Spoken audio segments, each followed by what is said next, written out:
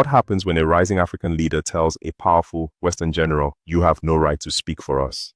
Welcome to Pulse of Africa channel, your reliable place for real, up-to-date news from across Africa. If this is your first time here, please make sure to like, share, and subscribe so you stay updated, informed, and connected to what's really happening from across the continent. Your engagement keeps our voice alive and strong. Disclaimer: the content of this video is based on credible, publicly available information, official statements, and other authentic online materials. It is intended for educational, analytical, and informational purposes only. We do not promote hate, violence, misinformation, or political unrest. Our sole objective is to provide context-rich insight into current affairs, amplify local perspectives, and support informed dialogue across Africa and the global community. Burkina Faso's president, Captain Ibrahim Traoré, has responded directly and emotionally to recent statements made by U.S. Marine Corps General Michael Langley during a Senate hearing in Washington. General Langley implied that Burkina Faso's gold reserves were being misused by Captain Ibrahim Traoré and his men, possibly linked to foreign defense activities. But Traoré didn't hold back. In a recent televised interview in Russia, he made it very clear that the gold belongs to the people of Burkina Faso, not to Langley and not to Washington. It's none of their business. Let's watch the video where General Langley made the allegations. It sounds like from your testimony that Africa's in trouble. 40% rise in terrorism. What's your most pressing need that you can tell us for what we can help you with? Sir, thanks for that question. My number one operational priority is protection of the force. So as I stipulated in my opening statement, I focused on matching capabilities to the threat. When we match capabilities to the threat, it first calls for integrated air missile defense, and it calls for ISR. And other platforms would add to the capacity and capability of protecting the force. In closed session, I would be able to elaborate with more specificity, but all combatant commanders always ask for those aforementioned type platforms. According to Traoré, before his government came into power, Burkina Faso had zero gold reserves. Not a single gram was saved for the nation. Under his leadership, they began saving the country's gold to protect the future of their people. So for Langley to say it's being misused, that's a lie, Traoré said bluntly. But it wasn't just the misinformation that upset the Burkinabe leader. It was for the fact that the whites always use a black man to fight his fellow black. What hurt me the most, he said, was that this general is black. Traoré expressed disappointment that a black man representing a Western system would be the one to try and discredit another African leader. He compared the situation to past patterns, saying it's a painful reality across the continent and the diaspora. He referenced Libya, Hollywood, and even modern diplomacy, where black faces are often used to deliver damaging messages against other black nations. Why are black people always cast as the villains in their own story? He asked. Traoré challenged the general to come forward and publicly correct his statements. He said if the general was misinformed, he should admit it. If he simply made a mistake, he should own up to it. And if he was sent with bad intentions, Burkina Faso is ready to defend itself politically, economically, and militarily. Enough is enough, he said. We are building a new Africa, one that doesn't ask permission to choose its partners. Here is the translation of what Traoré said. First, the general talked about Burkina Faso's gold, claiming it's used for our protection and other things. But let's be clear, it's Burkina Faso's gold, not his. It doesn't belong to him. So, what concern is it of his? It's none of his business. Secondly, he lied. Before we came into power, Burkina Faso had no gold reserves. Not a single gram was kept in our treasury. We were the first to start saving our gold for the people. So again, that makes his statement a lie. What hurt me most wasn't that he's a general or American, it's that he's a black man. It's painful to see a black man being used to attack another black man. It's something that keeps happening, and it must stop. We've seen this again and again. This wasn't just a rebuttal to his statement. It's a message of resistance, of independence. In an interview on RT in Russia, I made it clear, Burkina Faso's gold, its military, its partnerships, and its future belong to the Burkinabe people, not to foreign powers. We won't allow foreign generals, especially black ones, working for Western systems to define our future. My words are not just defiance, they are part of a vision for African freedom built on truth, unity, and full sovereignty. To every African who wants to see the continent rise again, this is our call. I'm not asking for permission. We're building a new Africa. and I'm asking the rest of you to join this journey.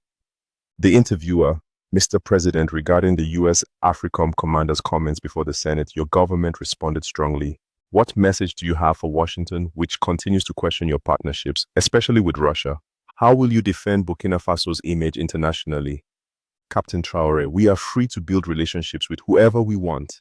That's what independence means. So they can think whatever they want. We will choose our partners based on mutual benefit. As for the general's remarks, we already protested through our Ministry of Foreign Affairs. But I don't know what happened with this man. Something is off. I hope he admits his mistake. If he was sent here, he should realize he's on the wrong mission. If he was misinformed, he needs to say that publicly. And if he was simply wrong or had bad intentions, we'll respond accordingly. Everything he said was false. And it's disturbing to see a senior general from a big army lie like that. That's serious. He said, our gold is being used for defense. Again, it's our gold. If our people chose us to lead, it's our duty to protect them. That's our right. What hurt the most is that he's black. It really hurts to see a black person being used to attack another. And it's not the first time. Libya was destroyed the same way, with a black man involved. Even in old American movies, black actors were always cast as the villains. We thought it was just fiction, but this pattern is real. Why must black people keep playing the bad guy role? If he hears this, I hope he reflects, feels ashamed, and comes out publicly to say he was wrong. If it was a false report, let him say it clearly. He followed it, so he should correct it. Even our neighbors, like the Ivorian defense minister, went to Turkey to tell them not to sell us weapons. When it's another black man doing this, it cuts deep. If this general was sent to create problems here, as is often the case, we will be ready. Enough is enough. Black people must stop being used against each other. We've seen this again and again. It's painful. Yes, they now seem to regret it through back channels. But no, his words were public. They must be corrected in public too. We won't play diplomatic games. We won't accept quiet apologies after public insults. Let them backtrack openly, because Africa's youth has woken up. Black youth around the world now see through these manipulations. That game is over. Burkina Faso will stay on its course. We'll keep working for our people. He ignored everything we've done. No other government has done what we've done. We've built health centers, equipped them, lowered medical costs. We've helped farmers by plowing their fields for free. Production has increased. We've built a strong new army, better equipped and with more personnel than ever before. We've created more jobs than any past government. We're moving toward industrialization. Maybe that's what's bothering them. So now they spread lies. I advise them to revise their approach. What they're doing is wrong, and it's shameful. The interviewer, again, Mr. President, many Africans see you as more than just a national leader. You're seen as a symbol of a renewed Pan-African movement. Why does Africa need a new Thomas Sankara today? How does it feel to carry such responsibility at only 37? Captain Traore, age doesn't matter. But I can say the pressure is real. The youth have put their trust in me, and that's a big responsibility. Before, I used to sleep 2 hours a night. Now, I sleep just 1, or not at all, because I know what's at stake. The youth believe we're doing something that can change Africa's future. That gives me strength to continue the fight. This is our mission. We can't betray that trust. We must keep going, stay committed to the Pan-African vision. Africa has suffered enough. Now it's time to rise, develop, and take control of our destiny. Just as we travel to see development in other places, we can create it here. It's possible. Final question by the interviewer. Mr. President, more African countries like Chad, Mali, and Niger are asking the foreign troops to leave. Where do you think the West went wrong in dealing with Africa? President Macron said they needed to find the formula, but I won't get into that. What I can say is this. You can't talk about sovereignty while having foreign armies on your land telling you what to do. A country's development, its economy and education starts with a strong army. That's why we're building ours. In the past, under Thomas Sankara, we were better equipped than we were just 10 or 20 years ago. Then terrorism came and we had no army. Even recruitment was stopped. Foreign troops were calling the shots. Now, in the middle of war, we're building our army from scratch. It's tough, but it has to be done. Look at the Soviet Union. They lost many soldiers in war, but after the war, they became strong. Today, no army is better equipped than Russia's. We must learn from that. After this war, we must come out strong because sovereignty starts with the army. And once you have that, the rest will follow. In the same interview, Traoré also addressed Burkina Faso's growing relationship with Russia, especially in areas like defense, trade, and education. This is what independence means, he stated. We choose partnerships based on mutual benefit, not on approval from foreign generals.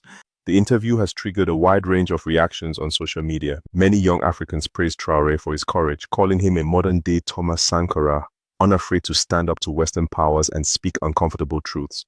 However, U.S. officials have not yet issued a public response to the president's demand for a correction. Some political analysts suggest this public confrontation could strain diplomatic relations between Burkina Faso and the United States even further. Others see it as a growing signal of a deeper shift, a Pan-African awakening where more countries are choosing to break free from Western influence. International observers are watching closely. France has already withdrawn troops from Burkina Faso and neighboring Mali. Now, more countries across the Sahel, like Chad and Niger, are questioning the role of foreign militaries on African soil. Back home in Burkina Faso, support for Traoré remains high. Many see him as a symbol of a new direction, one that emphasizes national pride, self-reliance, and regional solidarity. But it's not just about military independence. In the same interview, Traoré listed concrete actions his government has taken, such as health centers built and fully equipped, medical costs lowered across the country, farmers assisted with free field plowing, food production increased, job creation at record highs, and a new national army, better trained and better equipped. No past government has done what we've done in such a short time, he emphasized. President Ibrahim Traoré's response wasn't just a political rebuttal. It was a cry from the heart of Africa, a call for truth, a call for unity, and a warning to those who continue to play old games on a new continent. Is this the start of a new Pan-African era led by unapologetic voices like Traoré's? Or will Western powers double down in response to this rising resistance? We want to hear from you in the comments below. Do you think African leaders like Traoré are on the right path? Will this strong stand help Burkina Faso or isolate it further? Let us know your thoughts in the comments.